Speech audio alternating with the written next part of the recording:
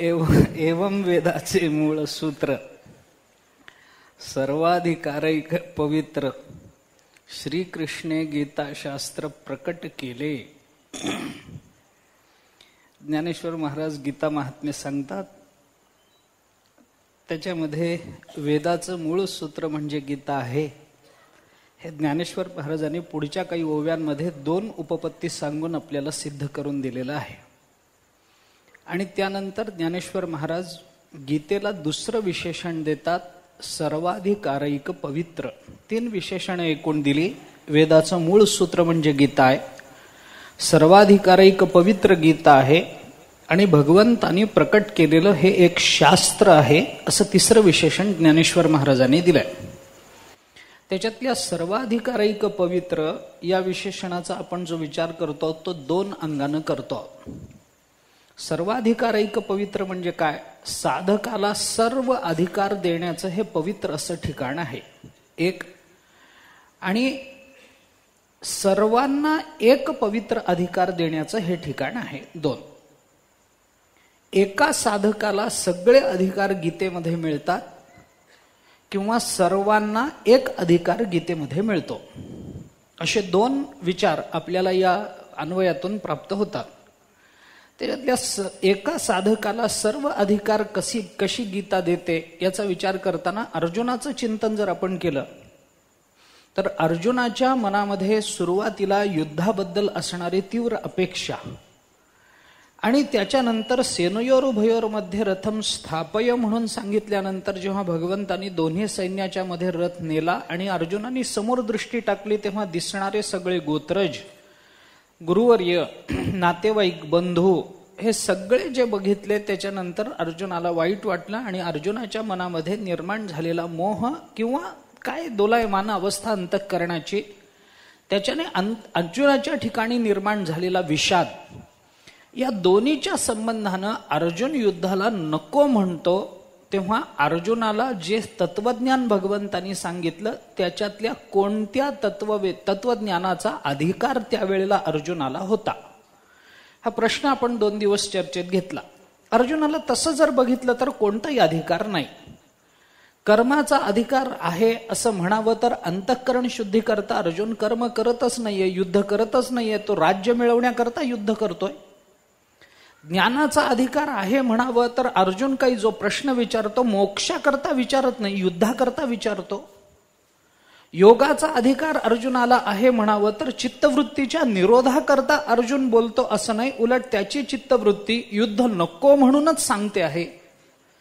भक्तीचा उपासनेचा अधिकार अर्जुनाला आहे म्हणावं तर अर्जुन काही उपासनेकरता युद्ध करत नाही, हे माझं क्षत्रियाचं कर्तव्य आहे म्हणून अर्जुनाचं युद्ध चालू नाही, तर आपलं राज्य ज्याने जबरदस्तीनं हिरावून घेतलेलं आहे त्याचं राज्य युद्धातून ते आपल्याला मिळवलं पाहिजे, याच उद्देशाने अर्जुनाची युद्ध प्रवृत्ती आहे. मग अर्जुनाचं चिंतन करताना अर्जुन जर सर्वच अर्थानं आपलं राज्य मिळवण्याकरता युद्ध करतो आहे तर अर्जुनाला कर्मयोग सांगावा, ज्ञानयोग, भक्तियोग सांगावा का हठयोग सांगावा? अर्जुन कशाचा नेमका अधिकारी आहे असं आपल्याला म्हणता येतं. तसं जर बघितलं तर अर्जुन याच्यापैकी कोणत्याही मार्गाचा तशा अर्थाने अधिकारी नाही.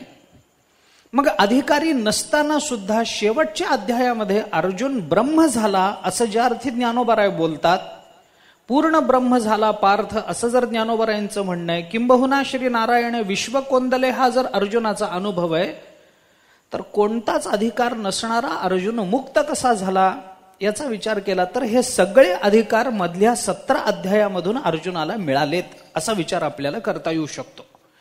म्हणजे एका साधकाला सगळे अधिकार गीतेने प्राप्त करून दिले. अर्जुन नावाचा जो साधक आहे त्याला कोणताही अधिकार या कोणत्याही मार्गाचा नव्हता, पण हे सर्व मार्ग अर्जुनाला प्राप्त करून दिले. याचा अर्थ गीता सर्वाधिकारैक पवित्र आहे असं चिंतन करता येतं. थोडं अजून एक वेगळ्या पद्धतीनं आपण चिंतन करून पहा. भगवंताने अर्जुनाला हे सगळं सांगितलं. एक अजून साधं बोलतो, एक युक्तिवाद म्हणा पाहिजे तर, नवीन सिद्धांत नवीन विचार म्हणत नाही मी, पण मांडलेल्या विचाराचाच अजून एक युक्तिवाद म्हणा पाहिजे तर काय आहे, अर्जुनाचा अधिकार काय होता हे सांगताना पहिल्यांदा तर भगवान अर्जुनाला चांगलं बोललेच नाही. अगदी शेवटच्या 11व्या अध्यायामध्ये अर्जुनाला रागावलेत भगवान, दुसऱ्या अध्यायात रागावलेत, पहिल्या अध्यायात रागावलेत, काही चांगलं बोलले नाहीत अर्जुनाबद्दल. पहिल्यांदा अर्जुनाला बोलत असताना भगवान म्हणाले, काय सांडी हे मूर्खपण, उठी घे धनुष्यबाण, संग्रामी कवण कारुण्य तुझे. मूर्खपण म्हणजे अर्जुना तू मूर्ख आहेस हे भगवान बोलले. भगवान म्हणाले, अर्जुना काय तू मूर्खपणे नेणसी, न चिंतावे ते चिंतिसी, आणि तुची नीती सांगसी आम्हाप्रती. तुला विचार करायची अक्कल नाही, तू काहीच करू शकत नाहीस, जे विचार करायला नको तो विचार करून बसतोस. मूर्खपणानं अज्ञानामुळे तू काही जाणत नाहीस आणि उलट मला शहाणपणा शिकवतोस. काय युद्ध केल्याने हिंसा होईल, नामुक होईल आणि तमुक होईल म्हणून. म्हणजे अर्जुनाला मूर्खपणे नेणसी म्हणजे तू अज्ञानी आहेस, मूर्ख आहेस हेही सांगितलं. सांडी हे मूर्खपण म्हणजे तुझ्या ठिकाणी मूर्खपणा भरून राहिलेला आहे, अशाही शिव्या भगवंतांनी दिल्या. एवढंच नाही, भगवान अर्जुनाला म्हणतात, अर्जुना परी नेणसीची गावंढिया. गावंढिया म्हटलं त्याला, खेडवळ म्हटलं, गावठी म्हटलं अर्जुनाला. गावठी म्हणणं, मूर्ख म्हणणं, क्लैब्यमास्मगम पार्थ नैत्वत्वयुपपद्यते, इथं क्लीब म्हटलं अर्जुनाला, षंढ म्हटलं, पुढे सांडी हे मूर्खपण म्हटलं, किंवा त्याच्याही पुढे जाऊन 11व्या अध्यायामध्ये आगा आंधळिया अर्जुना असे शब्द भगवंतांनी वापरले. आंधळा अर्जुन म्हटलं. हे काही चांगलं बोलणं आहे का अर्जुनाला? अर्जुनाची सुरुवातीची भूमिका ऐकल्यानंतर भगवान अर्जुनाचं कौतुक करत नाहीत. त्याला मूर्ख म्हणतात, आंधळा म्हणतात, गावंढिया म्हणतात, न चिंतावे ते चिंतणारा असं अज्ञानी म्हणतात. हे सगळे चांगले शब्द नाहीत भगवंतांनी अर्जुनाला उच्चारले. बरं, तेव्हा अर्जुन काही भगवंताकडे अजून साधक म्हणून आला नाहीये. भगवंताचा अर्जुनाचा अगदीच परिचय नव्हता असंही नाहीये. आधीपासून भगवंताचा परिचय. अर्जुन हा देवाचा लाडकाच आहे पहिल्यापासून. युद्ध झालं काय न झालं काय, युद्धाच्या आधीपासून. म्हणून तर त्याचं सारथ्य कर्म केलं ना भगवंतानी. अर्जुन आधीपासून परिचित आहे, त्याचं शौर्य आधीपासून परिचित आहे. संग्राम हरिजिंतीला निवात कवचाचा ठाव फेडिला हे भगवंताला माहिती आहे. अर्जुनाचं काय चिंतन आहे, अर्जुनाचं सामर्थ्य काय आहे देवाला माहिती आहे. तरी सुद्धा युद्धभूमीवर पहिल्यांदा भगवान अर्जुनाला म्हणतात, गावंढिया, आंधळ्या अर्जुना, मूर्ख अर्जुना, क्लीब अर्जुना, न चिंतावे ते चिंतेणारा अज्ञानी अर्जुना. हे सगळं भगवान पहिल्यांदा बोलले. आणि जशी जशी ही ज्ञानेश्वरीन गीता पुढं निघत गेली तसं तसं भगवान अर्जुनाबद्दल जे बोलत गेले ते गावंढिया, मूर्ख, आंधळा असं पुढं म्हटलं नाही. मग पुढं मात्र त्याला बोलत असताना भगवान म्हणाले, मग म्हणे प्रज्ञाकांता. तिथं मात्र मग गाढव म्हटलं नाही, मूर्ख म्हटलं नाही, प्रज्ञाकांता. अरे बाबा, तू प्रज्ञेचा पती आहेस, बुद्धीचा नवरा आहेस, उजवली आजी वक्तृत्वता. अरे तुझ्यासारखा श्रोता आम्हाला मिळाला, आमचं भाग्य. बोला एवढा श्रोता जोडला आजी. अरे तुझ्या एवढा मोठा श्रोता आम्हाला. आणि मग मूर्ख होता तो कुठे गेला, आंधळा होता तो कुठे गेला, गावंढिया होता तो कुठे गेला, मग प्रज्ञाकांत आला कुठून? त्याला बोलताना ज्ञान प्रिय प्रज्ञेचा प्रियोत्तम, तो प्रज्ञेचा प्रियोत्तम आहे हे शब्द काय सूचित करतात? एवढंच नाही, ज्ञानोबारायने तर त्याला त्याच्या पुढं नेऊन ठेवलं. त्याच्या पुढं ज्ञानोबाराय बोलतात, प्रज्ञेचा प्रियोत्तमो ब्रह्मविद्येचा विश्रामो. अरे ब्रह्मविद्या तुझ्या ठिकाणी विश्रांतीला आलेली असं तू आहेस. मग मूर्ख म्हणणं, गाढव म्हणणं, गावंढिया म्हणणं, अज्ञानी म्हणणं, षंढ म्हणणं हे कुठं गेलं? ब्रह्मविद्येचा विश्रामो झाला कसा तो अर्जुन? एवढंच नाही, ज्ञानोबारायने त्याच्या पुढे जाऊन त्याला ऋषीच्या स्थानावर नेऊन बसवलं. श्रीकृष्णोक्ती सागरा हा अगस्तीची दुसरा, हा दुसरा अगस्ती आहे. म्हणून घोट भरो पाहे एकसरा अवघेयाचा. ज्ञानोबारायने 15व्या अध्यायामध्ये चिंतन करताना सांगितलं, भगवान श्रीकृष्णाचं बोलणं म्हणजे समुद्रासारखं आहे, अर्जुनाचं ऐकणं म्हणजे अगस्तीसारखं आहे. अगस्तीनं एकाच आचमनामध्ये समुद्र जसा प्राशन केला तसं अर्जुनाने भगवंताचं बोलणं एकदम ग्रहण करून घेतलं एका घोटात. म्हणून घोट भरो पाहे एकसरा अवघेयाचा. म्हणजे तो जर मूर्ख आहे तर त्याला अगस्ती म्हणावं काय?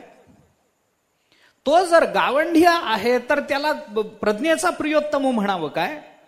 तो जर अज्ञानी आहे तर तो ब्रह्मविद्येचा विश्राम होईल काय? म्हणजे पहिल्यांदा जे शब्द भगवंतांनी ज्ञानोबारायांनी वापरले त्या शब्दामधून अर्जुनाचा ब्रह्मविद्येचा अधिकार नाही हेच कळलं की नाही? न चिंतावे ते चिंतसी म्हणजे विपरीत ज्ञान झालं की नाही? जे चिंतू नये त्याचं चिंतन तू करतोस म्हणजे विपरीत ज्ञान झालं. सांडी हे मूर्खपण, याच्यामध्ये मूर्खपणा जिथं आहे त्याला ब्रह्मविद्या प्राप्त होईल काय? होणार नाही. जो क्लीब आहे त्याला ब्रह्मविद्या प्राप्त होईल काय? होणार नाही. जो क्लीब आहे तो एका घोटामध्ये सगळा समुद्र प्राशन करू शकेल काय? तेवढी ताकदच नाही. तेवढी ताकद असेल तर त्याला क्लीब कसं म्हणतील, षंड कसं म्हणतील? अर्जुनाला क्लैब्यमास्मगमः पार्थ नैतत्वयोपपद्यते क्षुद्रम हृदय दौर्बल्यम त्यक्तोतिष्ठ परंतप हे जे भगवान बोलले ते कोणत्या अर्थाने? क्लीब शब्दाचा अर्थ काय होतो? षंड. आपल्या भाषेत बोलायचं झालं तर, आता बोलू नये पण बोलतो, आपल्या भाषेत बोलायचं झालं तर हिजडा. क्लीब या शब्दाचा दुसरा अर्थ काय होतो सांगा ना? इतक्या खालच्या पातळीवर जाऊन भगवंतानी अर्जुनाला शिव्या दिल्या आणि नंतर तोच अर्जुन ब्रह्मविद्येचा विश्राम होतो, त्याचं कौतुक सुरू झालं. मग जो ब्रह्मविद्येचा अधिकारी नाही त्याला ब्रह्मविद्येचा विश्राम म्हटलं म्हणजे या गीतेनं त्याला ब्रह्मविद्येचा अधिकार दिला का नाही? बोला. जर तो अशा पद्धतीनं सगळा दुसरा अगस्ती म्हटला गेला तर तो कर्मयोगाचा अधिकारी झाला का नाही? बोला. तो योगाचा अधिकारी झाला का नाही? जर तो प्रज्ञेचा प्रियोत्तम आहे तर, प्रज्ञाकांत जर त्याला म्हणायचं असेल तर तो ज्ञानाचा अधिकारी मानावा लागेल का नाही? भक्तीचा अधिकारी. म्हणजे हे सगळे अधिकार ज्या अर्थी एका बाजूला शिव्यान दुसऱ्या बाजूला कौतुक आहे त्या अर्थी मधल्या काळामध्ये हे सगळे अधिकार अर्जुनाला मिळाले असं चिंतन आपल्याला करावं लागेल. लहानपणी आई मुलाला रागवते, मूर्ख आहेस, तुला कळत नाही, गाढव आहेस, अभ्यास करत नाहीस असं म्हणते. पण तोच मुलगा मोठा होऊन चांगल्या हुद्द्यावर गेला, चांगला पगार मिळवायला लागला, चांगलं वागायला लागला, चांगला अभ्यास करायला लागला की मग म्हणते महाराष्ट्रात माझ्या लेकरासारखं दुसरं लेकरू नाही हो. हे काय आहे? म्हणजे मधल्या काळामध्ये त्या मुलांनी अभ्यास करून प्रथम गुण मिळवले असले पाहिजेत हे मान्य कराल का नाही? तसंच अर्जुनाचं झालं. कोणताही अधिकार नसताना सगळे अधिकार अर्जुनाला गीता देते. सर्वाधिकारैक पवित्र असं गीतेला म्हणता येतं. दुसरा एक विचार आपण या संदर्भामध्ये विचारात घेतला होता की सर्वाधिकारैक पवित्र म्हणजे काय? सर्वांना एक अधिकार प्राप्त करून देणारी ही गीता आहे. सर्वांना एक पवित्र अधिकार, सर्वांना. इथं कुणाचाही विचार न करण्याचं कारण नाही, कोणी असो. बऱ्याच वेळेला वेदाचं चिंतन केलं तर वेद सगळ्यांना समान अधिकार देतो का? हा, समान फल देईल, समान अधिकार देतो का हा विषय चालला. जर समान अधिकार दिला असता तर ज्ञानेश्वर महाराजांनी वेदाला कृपण म्हटलं असतं का? कशासाठी कृपण म्हटलं? 3 वर्णाच्या कानाला लागला म्हणून, स्त्रियांच्या कानाला लागला नाही, 4थ्या वर्णाच्या कानाला लागला नाही म्हणून ज्ञानोबारांनी सांगितलं अरे वेद कृपण आहे, कंजूस आहे वेद, सगळ्यांना देत नाही. जगी समान सकृप हिता हित दाविता दीप अमान्य केला बाप वेद जेणे म्हणणारे ज्ञानोबाराय त्या वेदाला कृपण म्हणतात. या कारणे बै बापा जया आथी आपुली कृपा तेणे वेदाची निरोप आन न कीजे म्हणणारे ज्ञानेश्वर महाराज वेदाला कृपण म्हणतात. योग्य अयोग्य कर्माच्या बाबतीत शास्त्रेची कृत्याकृत्य विवेकी शास्त्रेची करावी पारखी, अकृत्यते कुडे लोकी वाळा वेगा म्हणून शास्त्राला प्रमाण मांडणारे ज्ञानेश्वर महाराज वेदाला कृपण म्हणतात की नाही? म्हणतात. वेदाला सगळंच ज्ञान सगळ्यांना देता आलं नाही. वेद सगळ्यांना समान अधिकार देत नाही. तो कमी जास्त विचार करणार, याला कमी अधिकार आहे त्याला जास्त अधिकार आहे, वेद करणार. त्याचं कारणही वेदाच्या दृष्टीने बरोबर आहे. पण गीतेच्या बाबतीत विचार केला तर गीता ही कुणाच्याही बाबतीत कमी जास्त अधिकाराची चर्चा करत नाही. गीता सर्वांना समान अधिकार देते. आता आपल्याला वाचता येत नाही याच्यात गीतेचा दोष नाही. ऐका, आपल्याला ती गीता नीट वाचता येत नाही याच्यात गीतेचा दोष नाही, आपला दोष आहे. आपण नीट वाचावी, गीता आपल्याला तेच फल देईल जे फल अर्जुनाला मिळालं. गीता काही वेगळं फल आपल्याला देणार नाही. अजून थोडं वेगळं बोला. असा आहे, ब्रह्मज्ञानाच्या चिंतनामध्ये ज्या ज्या कारणाने प्रतिबंध येतो ती सगळी कारणं पापातून निर्माण होतात. 9व्या अध्यायाचा विचार करा आपण गीतेच्या. स्त्रियो वैशास तथा शूद्रहा 9व्या अध्यायातलं चिंतन आपण पहा. ब्रह्मज्ञानाला जी जी कारण जे जे प्रतिबंध ठरतात ते सगळे प्रतिबंध पापामुळे निर्माण होतात. मग ते कोणताही गुणात्मक प्रतिबंध असेल, कुलात्मक प्रतिबंध असेल, चिंतनात्मक प्रतिबंध असेल, बौद्धिक प्रतिबंध असेल, दैहिक प्रतिबंध असेल, कोणताही प्रतिबंध तुम्ही माना, वर्तमान प्रतिबंध असेल, भूत प्रतिबंध असेल, कोणताही प्रतिबंध माना, तो पापातूनच निर्माण होणार. आणि एकदा पाप आहे असं म्हटलं की तिथं मोक्ष नाही, कारण ज्ञानोबाऱ्यांनी सिद्धांत सांगितला, पापियांच्या ठाई न वसे मोक्ष. पाप्यांच्या ठिकाणी मोक्ष वसत नाही. ज्या अर्थी पाप्यांच्या ठिकाणी मोक्ष वसत नाही त्या अर्थी पाप हे या मोक्षामधला प्रतिबंध आहे. ते प्रतिबंध म्हणून कदाचित आपल्याला पाप दिसणार नाही, पण जो प्रतिबंध आडवा येईल तो पापाशिवाय दुसऱ्या कारणानं निर्माण होणार नाही. तो निर्माण होईल पापामुळेच. भगवत प्राप्ती, परमात्मा स्वरूप अवस्था निर्माण न होण्याची कारण काय? आमच्या अंतःकरणामध्ये काम आहे, आम्हाला परमात्मा प्राप्ती होणार नाही. कामे नेले चित्त नेदी अवलोकु मुख, बहु आटे दुःख फुटो पाहे हृदय, कागा सासुरवासी मज केले भगवंता, आपुलिया सत्ता स्वाधीनता ते नाही. रोज म्हणतो ना आपण, कामे नेले चित्त. कामानं आमचं चित्त नेलेलं असल्यामुळे, काम चित्तामध्ये असल्यामुळे आम्हाला परमात्मा प्राप्ती होत नाही. चित्तामध्ये काम निर्माण होणं हे पुण्य का पाप? पापच म्हणाल की नाही. म्हणजे काम निर्माण होणं हा सुद्धा पापाचाच परिणाम माना. कोणत्याही अर्थाने आपण चिंतन करून पहा. अंतःकरणामध्ये दैवी संपत्ती सोडून सगळी असुरी संपत्ती जर वास्तव्याला आली, त्याचाही संकोच करून कामहा क्रोधहा तथा लोभहा तस्मादेतत्रयम त्यजेत, का नरकस्येदम द्वारम म्हणून, दुसरं काही कारण नाही. इदम द्वारम, 3 ही दारं नरकाची दारं म्हणून सांगितली. कामहा क्रोधहा तथा लोभहा तस्मादेतत्रयम त्यजेत, या 3हीचा त्याग करा, कारण ही नरकाची द्वार आहेत. 6 आसुरी संपत्तीचा विचार करताना 6 दोषांचा संकोच करून भगवंतानी तो 3आत आणला. कोणते 3? काम क्रोध लोभ.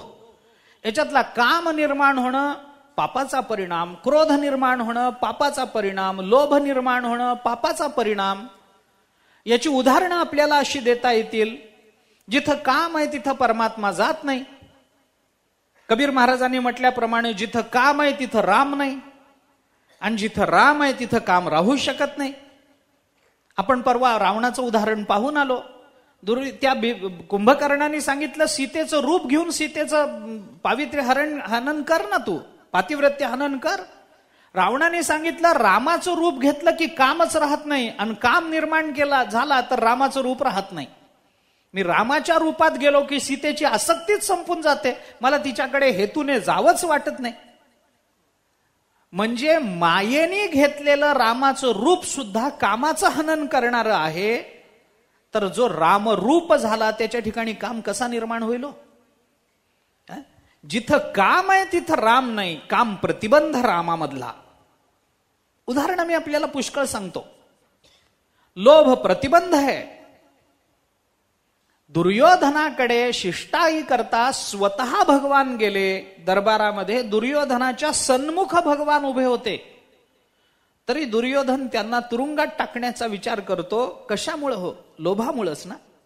हे राज्य मला मिळालं पाहिजे, हा लोभच आहे ना त्याच्या अंतःकरणामध्ये. प्रत्यक्ष परमात्मा समोर असून सुद्धा त्या परमात्म्याच्या चरणाला लागायची बुद्धी दुर्योधनाला झाली नाही. याला तुरुंगात टाकावं, यालाही डांबून टाकावं, यालाही मारून टाकावं.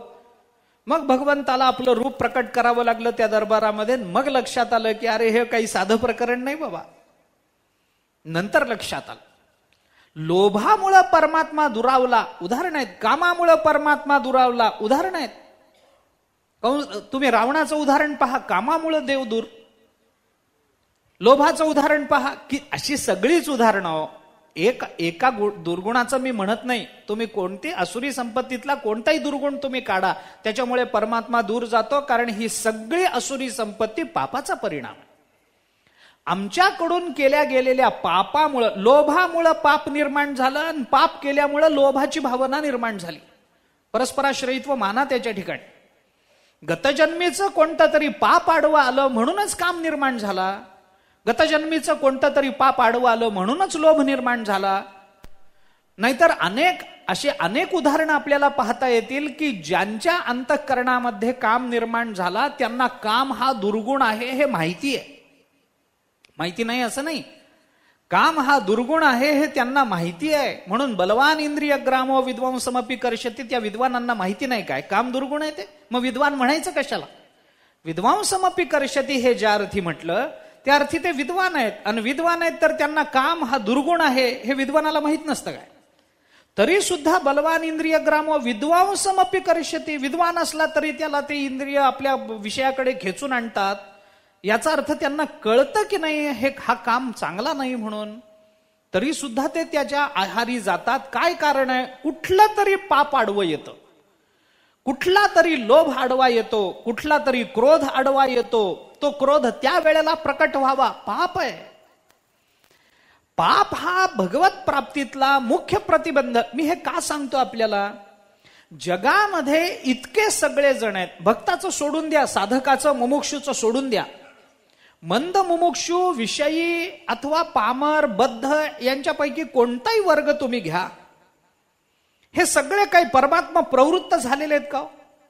नाही ना. मंद मुमुक्षू सुद्धा त्याचाही जरी विचार केला तरी सुद्धा त्याला परमात्मा चरणाची, परमात्म्याच्या स्वरूप प्राप्तीची अपेक्षा असेल, पण मंद आहे अजून, त्याला ती यथार्थतेनं प्रकट करता येत नाही. अजून त्याच्या ठिकाणी तीव्र मुमुक्षा निर्माण झाली नाही, अजून त्याच्या ठिकाणी वशिकार वैराग्य निर्माण झालं नाही की त्यांनी हे सगळं सोडावं आणि केवळ परमात्म चिंतन करत बसावं, अशी अवस्था अजून निर्माण झाली नाही.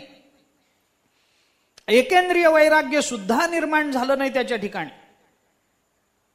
मग अशी जी मंडळी आहेत त्यांना परमात्म प्रवृत्ती का नाही? कारण या जगतामध्ये पाप करणाऱ्यांची संख्या जास्त आहे. ते पाप म्हणजे आता लगेच त्यांनी काहीतरी कोणाच तरी खून केला पाहिजे, कोणाच्या तरी घरी चोरी केली पाहिजे असं मी म्हणत नाही. याच जन्मातलं पाप असंही माझं म्हणणं नाही. मागच्या जन्मात का असेना, मागच्या युगात का असेना, पण कुणाची तरी संपत्ती पाहून ही संपत्ती मला मिळाली पाहिजे असा विचार जरी त्यांनी केला तरी पाप आहेच की. आता कलियुगामध्ये मनात केलेल्या पापाचं फल नाही. कलियुगाचा गुण सांगताना भागवतामध्ये हा गुण सांगितला. कलियुग अनेक दोषांनी युक्त आहे, आपण परवाही बोललो. त्याच्यामध्ये एक गुण आहे की कलियुग किती दुर्गुणात्मक असलं तरी नामानं इथं मोक्ष मिळतो, हा कलियुगाचा गुण आहे. तसं कलियुगामध्ये आणखीन एक महत्वाचा विचार हा आहे की इथं मनानं केलेलं पाप लागत नाही, पण हे कळल्यावर जो मुद्दाम मनानं पाप करतो त्याला लागल्याशिवाय राहत नाही. लागत नाही, सूट दिली म्हणजे अपवादाला नियम करायचा नाही, हे लक्षात ठेवा. शास्त्रांनी सांगितलेल्या अपवादाला नियम करायचा नाही. नामानं पाप निवृत्त होतात, कोट्यवधी पाप भगवंताच्या नामानं निवृत्त होतात. पापाचे कळप पळती पुढे, अजून काय पाहिजे? कोटी जाईल पाप, इतकं पाप जातं नामानं, प्रश्न नाही त्याचा. पण मग नामानं पाप जातं हे कळल्यानंतर मग माणूस विचार करेल, असं करू, आधी पाप करून घेऊन मग एकदा नाम घेऊ. असं केलं तर पाप जाईल काय? उलट नाही करायचं. शास्त्रांनी सांगितलं त्याच नियमाने चालायचं. अपवाद अपवादाच्या ठिकाणी, नियम नियमाच्या ठिकाणी. अपवादाने नियम सिद्ध होतो हे बरोबर. इंग्रजी भाषेमध्ये सांगतात एक्सेप्शनल प्रूव्हज द रूल. अपवाद हा नियम सिद्ध करत असतो, बरोबर आहे. एक्सेप्शन असेल तर नियम सिद्ध करेल, अपवाद नियम सिद्ध करेल. अपवादाने नियम सिद्ध होतो हा नियम आहे, या नियमाला अपवाद नाही. अपवाद सांगितला म्हणून त्या अपवादालाच नियम करायचं नाही. असं केलं, या प्रसंगामध्ये असं केलं तरी चालू शकतं. असं म्हटलं की माणसाने मुद्दाम ते करायचं असं नाही, असं नाही. म्हणून नामाचा विचार करताना, पापाचा विचार करत असताना जगतामध्ये पाप करणाऱ्यांची संख्या भरपूर आहे. त्यांच्या मोक्षाचा विचार काय करता? जैसा पापियांच्या ठाई नवसे मोक्ष. काय करता आता? मग गीता पुढे झाली. गीतेने सांगितलं, वेद जर तुम्हाला अधिकार देत नसेल तर मी देते. वेद तिन्ही वर्णाच्या कानाला लागला ना, वेद मर्यादित झाला ना, सगळ्यांना त्यांनी फल दिलं नाही ना, त्याच्यातही वेद पठण करणाऱ्याची पाठवासना वेगळी, अर्थवासना वेगळी, लोकवासना वेगळी, वित्तेषणा वेगळी, पुत्रेषणा वेगळी, दारेषणा वेगळी, हे वेगवेगळ्या येषणा पुन्हा त्याच्यातही आहेतच ना. एक प्रकार आहे काय त्याच्यामध्ये? वेदाचा अभ्यास करणारे सगळेच काही मोक्षाकरता करतात असं थोडंच आहे. ज्यांना अधिकार आहे ते तरी मोक्षाकरता कुठं करता? कुणाला कशा करता करावं वाटेल, कुणाला प्रसिद्धी करता करावं वाटेल, कुणाला अर्थ जाणून घेण्याकरता करावं वाटेल, कुणी पाठ करून दाखवतो की नाही बघ ह्याच्याकरता करत असेल. अब गाथ्याचा अभ्यास, ज्ञानेश्वरीचा अभ्यास आपण करतो ते सगळेच जण काही मोक्षाकरता ज्ञानोबारायांची कृपा प्राप्त व्हावी म्हणून गाथ्याचा ज्ञानेश्वरीचा अभ्यास करतात काय? नाही, कीर्तनापुरता. आणि कीर्तन कशा करता करतात हे सांगायला लावू नका आता मला. म्हणजे आपण सुद्धा गाथ्याचा ज्ञानेश्वरीचा अभ्यास करतो आपल्या कल्याणाकरता नव्हेच ना, तुकोबारायांची कृपा व्हावी म्हणून नाहीच ना. आपण तरी तसं कुठं करतो? गाथा वाचणारा ज्ञानेश्वरी वाचत बसला कशा करता? नाही हो, कीर्तन आहे, एवढ्या ओव्या पाठ केल्या तर पुढे काहीतरी श्रोत्यांवर प्रभाव पडेल म्हणून पाठ करतो असं म्हणून असं नाही हो. काय नाही, ज्ञानेश्वरी वाचतो, नियम आहे माझा, काही नाही हो. मरण्याच्या आधी ज्ञानोबाराय दिसले पाहिजेत एकदा, बस एवढीच इच्छा आहे असं कोण म्हणतं? प्राण जाण्याच्या आधी ज्ञानोबारायांची कृपा झाली पाहिजे हो, त्याच्याकरता गडबड करतो कोण म्हणतो? असं कुणाला गरज नाही त्याची. तसंच वेदाचं आहे, कुणाला अर्थवासना, कुणाला पाठवासना आहे.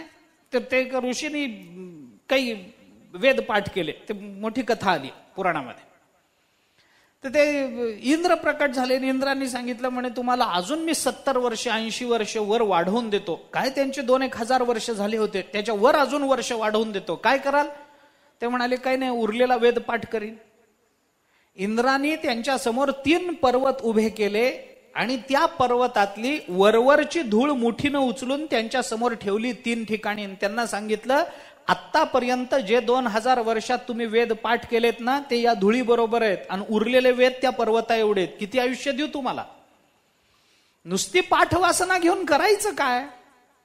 मला पाठ झालं पाहिजे, मला पाठ झालं पाहिजे. हो, पण पाठ होऊन पुढं काय? पुढं काय? पाठ झालं पाहिजे वाङ्मय, हे बरोबर. ज्ञानेश्वरी पाठ असावी की नाही? असलीच पाहिजे. गाथा पाठ असावा का नाही? असावा.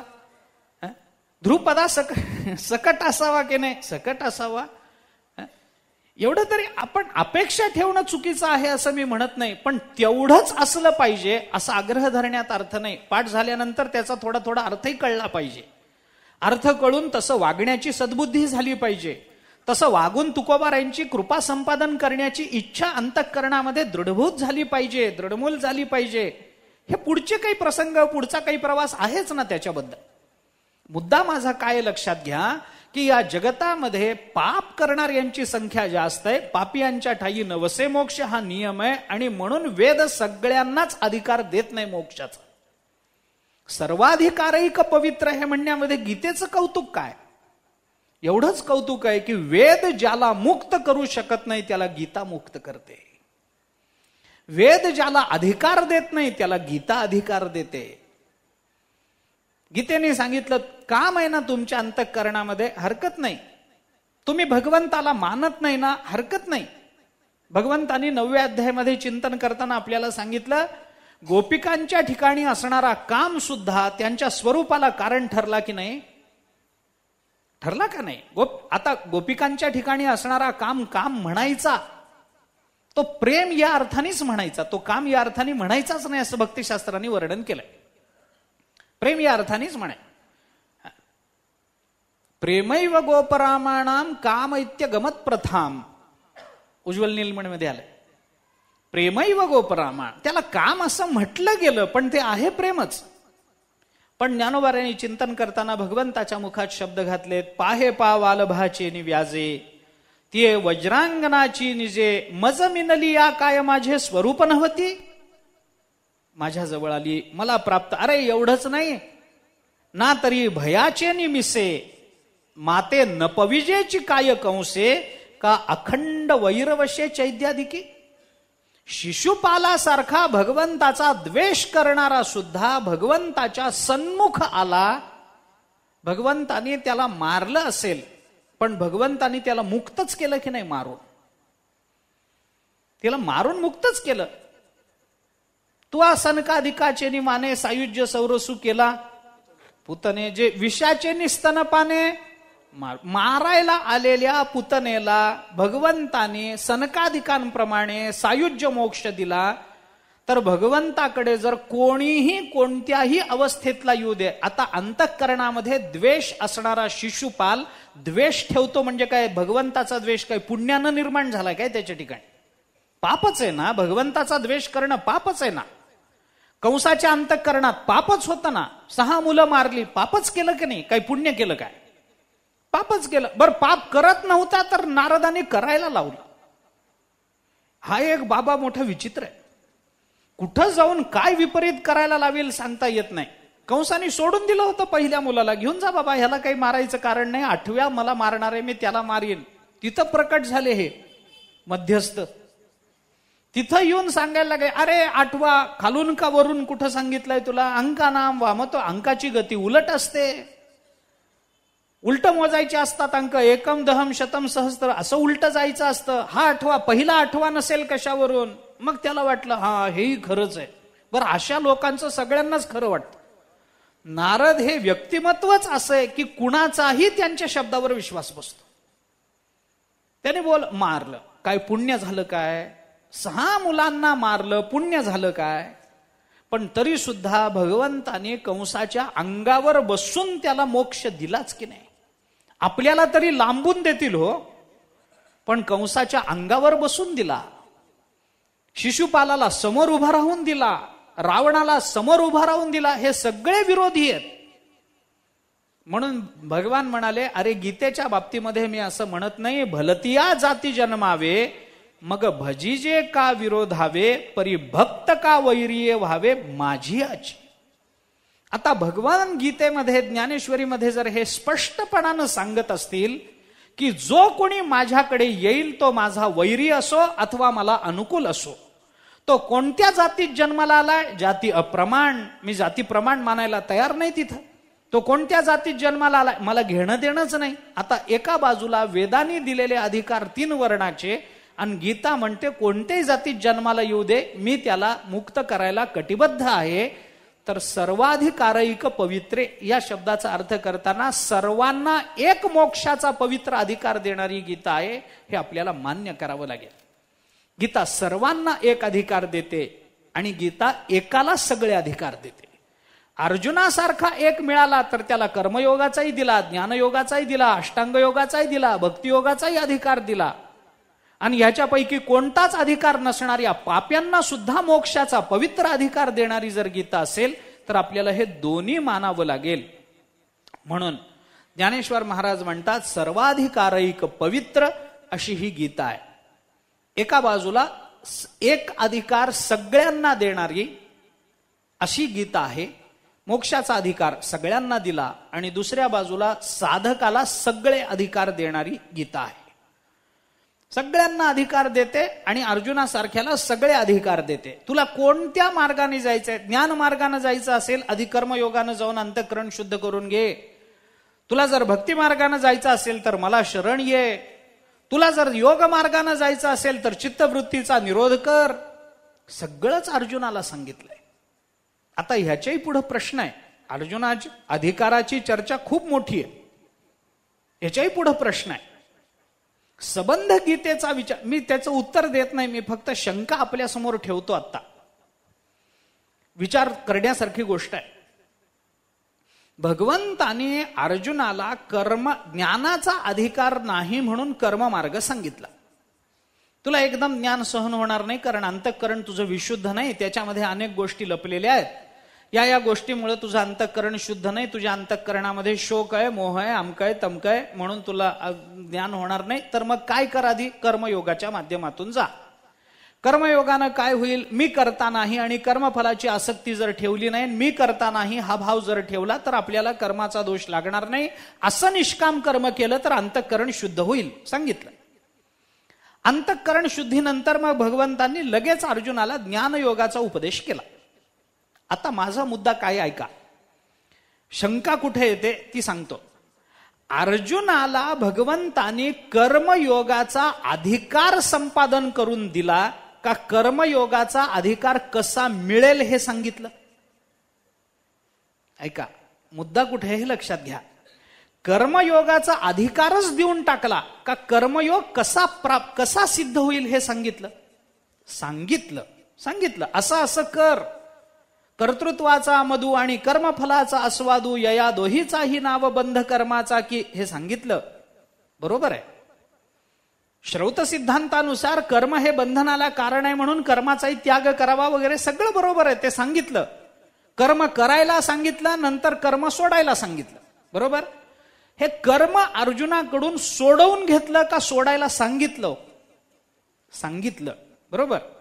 तिथून पुढे भगवंतानी अर्जुनाला ज्ञानाचा उपदेश केला. इथं ज्ञान सांगितलं का ज्ञान दिलं? ऐका, अडचणी कुठे निर्माण होतात बघा. कर्मयोगातून ज्ञानयोगाचा विचार जर आपल्याला सांगायचा असेल तर आधी कर्मयोगाचं आचरण घडलं पाहिजे, तर ज्ञानयोगाचा अधिकार प्राप्त होईल. अर्जुनाकडून आचरण घडल्याचं कुठं सांगितलंय गीतेमध्ये? की भगवंतानी अर्जुनाला सांगितलं की अर्जुना, तू युद्ध करतोस असं समजून युद्ध करू नको. तू कोणीतरी वेगळाच आहेस, हे सगळं करणारा तू नाहीच आहेस. या सगळ्यांमध्ये असूनही कर्माचा ज्याचा संबंध नाही असं आत्मतत्व म्हणजे तू आहेस. सर्व कर्म सिद्धी लागी ये मुद्दले हो जगी तेथ न सुवावा अभंगी आत्मराज, तो आत्मराज म्हणजे तू आहेस हे सांगितलं. मग आता या कर्मफलाची आसक्ती सोडून दे, कर्तृत्वाचा अभिमान सोडून देऊन मग तू कर्म कर, म्हणजे तुझं अंतःकरण शुद्ध होईल. असं अंतःकरण अर्जुनाचं शुद्ध झाल्याचं वर्णन गीतेत कुठं आलंय?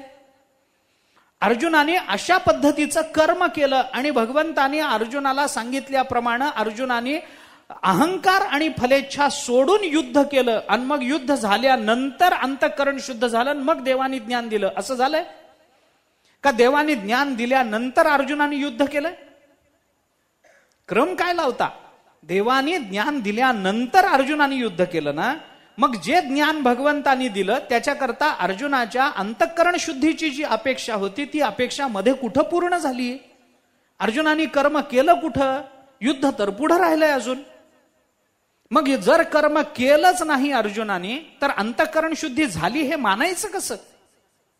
नुसतं असं केल्याने अंतःकरण शुद्ध होतं हे ऐकल्याने अंतःकरण शुद्ध होईल का? तसं करावं लागेल ना. मग अर्जुनाने केलंय कुठं मध्ये काही? म्हणून अर्जुनाला ब्रह्मज्ञान मिळालं. अधिकाराची चर्चा करता कशी तुम्ही? असे काही प्रश्न त्या संदर्भात आहेत. विचार करा, मला उत्तर द्यायचं नाही कारण मी पुढे निघालोय आता. सर्वाधिकारैक पवित्र, सर्वांना एक पवित्र अधिकार देणारी ही गीता आहे. एका अर्जुनाला सगळे अधिकार प्राप्त करून देणारी ही गीता आहे. दोन्ही अर्थानं भगवान बोलतात आणि त्याच्या पुढे जाऊन भगवंतांनी सांगितलं ही गीता म्हणजे नुसती अधिकार प्रदान करत नाही, तर भगवंतानी ही गीता शास्त्र म्हणून प्रकट केली. श्रीकृष्णे गीता शास्त्र प्रकट केले. भगवंतानी हे गीता प्रकट केली. याला गीता न म्हणता ज्ञानेश्वर महाराजांनी शास्त्र म्हटलं. गीता शास्त्र प्रकट केले. गीतेमध्ये शास्त्र म्हणण्यामध्ये भगवंताला किंवा ज्ञानोबरायांना अपेक्षित काय? शास्त्र शब्दाचा बरं एकदा नाही, जे ये शास्त्री एकू, श्रीकृष्णाची वाच्यवाचकू ये शास्त्री म्हटलं की नाही? या शास्त्रामध्ये, ज्या शास्त्रामध्ये भगवान श्रीकृष्ण वाच्य आणि वाचक आहे त्या शास्त्रामध्ये म्हणजे गीतेमध्ये हे प्रसिद्ध जाणे लोकू भलताही हे ज्ञानोबराय बोललेच की नाही? ये शास्त्री म्हटलं, गीतेला शास्त्र म्हटलं. तस्मात शास्त्रम प्रमाणन्ते, तिथे शास्त्र शब्द आला. आता मगाशी म्हटल्याप्रमाणे कृत्याकृत्य विवेकी, कार्याकार्य विवेकी शास्त्रेची करावी पारखी, अकृत्य ते कुडे लोकी वाळा वेगा, तिथं शास्त्र म्हटलं. शास्त्र म्हणण्यामध्ये काय अपेक्षा आहे? चहुवेदी जाण साही शास्त्र. शास्त्र म्हणण्यामध्ये 6 शास्त्र, याच्यात काय अभिप्रेत आहे? याच्यामध्ये काय अभिप्रेत काय? ती आहे सिद्ध प्रज्ञेचे निलाभे, मनची सारस्वत दुभे, मग सकळही शास्त्रे स्वयंभू निगती मुखे. म्हटलं की नाही, शास्त्र म्हटलं तिथं. काय अभिप्रेत काय?